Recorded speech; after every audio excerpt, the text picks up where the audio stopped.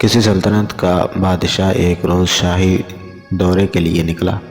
واپسی پر محل کے قریب اسے ایک فقیر نظر آیا جو ایک سائیڈ پر بے نیاز بیٹھا تھا۔ بادشاہ نے کہا، بابا تمہیں جو چاہیے مجھے بتاؤ، میں دوں گا۔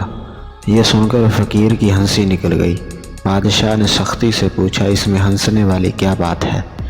خواہش بتاؤ، میں تمہیں ابھی مالا مال کر دوں گا۔ فقیر نے کہا، بادشاہ سلامت، آفر تو آپ ایسے کر رہے ہیں جیسے میری ہر خواہش پوری کر سکتے ہوں۔ بادشاہ نے برہمی سے کہا، آخر میں بادشاہ ہوں۔ فقیر نے اپنی جولی سے ایک کشکول نکالا اور کہا، اگر آپ کو اپنی دولت پر اتنا ہی ناز ہے تو اس پیالے کو بھر دیجیے۔ بادشاہ نے حیرت سے کشکول کو دیکھا اور وہ ایک سیاہ رنگ کا عام سا لکڑی کا پیالہ تھا۔ اس نے اشارے سے ایک وزیر کو قریب بلایا اور حکم دیا کہ اس پیالے کو سونے کی اشرفیوں سے بھر دو۔ فقیر بھی کیا یاد کرے گا کہ کیسے سخی بادشاہ سے پالا پڑا تھا۔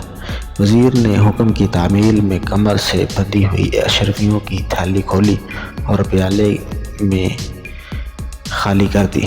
سونے کے سکے پیالے میں گرے اور فوراً غائب ہو گئے۔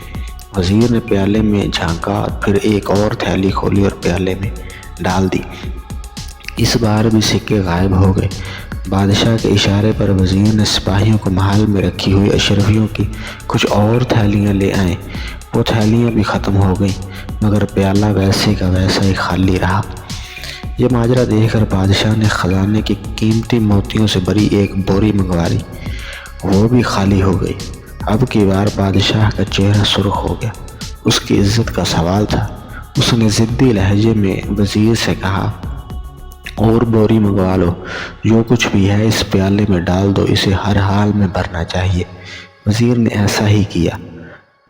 یا دوپہر ہو گئی لیکن پیالہ بدستور خالی رہا، کیونکہ جو چیز بھی اس میں ڈالی جاتی وہ فوراً غائب ہو جاتی تھی اور پیالہ ویسے کا ویسا ہی خالی رہتا۔ شام ہونے کو آئی تو بادشاہ کے چہرے پر بے بسی جھلکنے لگی۔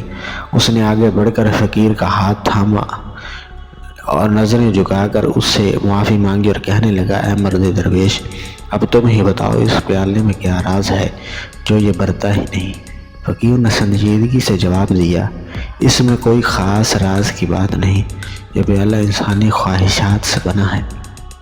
انسان کی خواہشات کبھی پوری نہیں ہو سکتی، جتنا چاہے ڈال دو۔ خواہشات اور تمناؤں کا پیالہ ہمیشہ خالی رہتا ہے، ہمیشہ مزید کی طلب میں رہتا ہے۔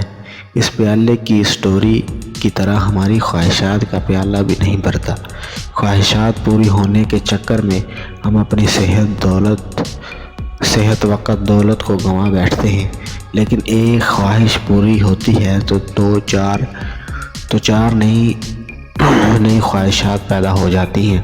پھر بچپن میں خواہشات اور انداز کی، جوانی میں خواہشات کچھ اور طرح کی، اور جب بڑھاپے میں ہماری خواہشات کسی اور لیول کی ہو جاتی ہیں، یہاں تک کہ ہماری زندگی ختم ہو جاتی ہے لیکن خواہشات پوری نہیں ہو پاتی۔ ہمیں شہرت چاہیے تو ایسی کہ اگر آج ہمارے محلے میں جاننے والے ہیں تو خواہش ہوتی ہے کہ سارے شہر میں ہمارا ڈنکا بجے۔ شہر والوں کی حد تک شہرت مل جائے تو صوبائی پھر ملکی بلکہ بین الاقوامی طور پر مشہور ہونے کی خواہش جاگتی ہے۔ خود کو بنا کر مثبت کام کر کے اگر شہرت نہ ملے تو اپنا آپ بگاڑ کر خطرناک جان لیوا جگہوں پر سیلفی بنانے جیسے منفی کام کر کے مشہور ہونے کی کوشش کی جاتی ہے۔